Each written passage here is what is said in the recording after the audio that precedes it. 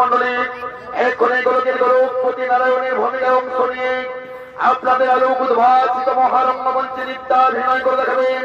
তিনি করেন ইনি হলেন আপনাদের সকলের সুপরিচিত সুনামধন্য তদবঙ্গ বিহারুল ইসলাম এবং ঝাড়খণ্ড রাজ্যের আলোড়ন সৃষ্টিকারী নৃত্য শিল্পী ওস্তাদ গিয়াসউদ্দিন আনসার।